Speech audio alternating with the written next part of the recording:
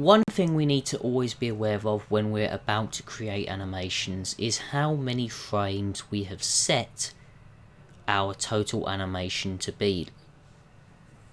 We can edit this in the timeline, and this is a useful thing to be able to do, as if you have too many frames in your animation, then the amount of time that it's going to take to render your animation is going to be astronomical. I've said before in previous lectures, even on real high-end computers, it can take a very long time for your computer to successfully create an animation, especially if you've got it up high quality due to the number of samples. So when planning an animation, you need to make sure that you know exactly how long you want that animation to be, and then adjust the number of frames based on your frame rate. So in the case of Blender, we currently have as default 250. Now it allows us to see all 250 frames within the timeline, and those frames are noticeable because they are of a lighter grey colour. Now we can select any of those frames. We can also select frames outside of our animation bar. So our animation bar accompanies frames 1 to 250. However, what we put in these frames, we will not render when we do the animation.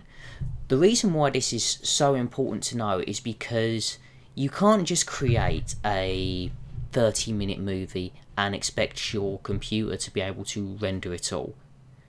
It's just too long for 99% of computers. So the way to go about it is to actually create small animations based on your scenes, which a lot of the time can only be a few seconds long before going to a different camera angle for a different scene, and you will render that scene.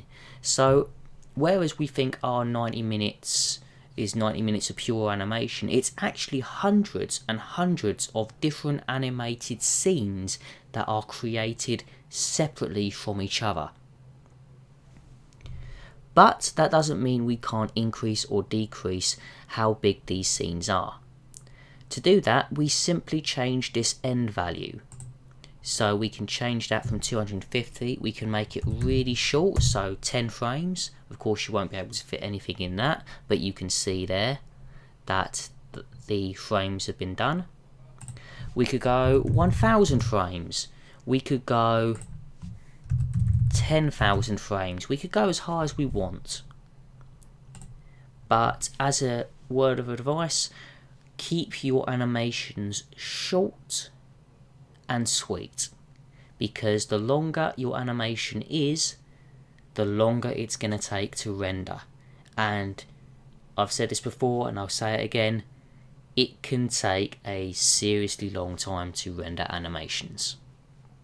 So there we go, that's how we can change how long our animations are.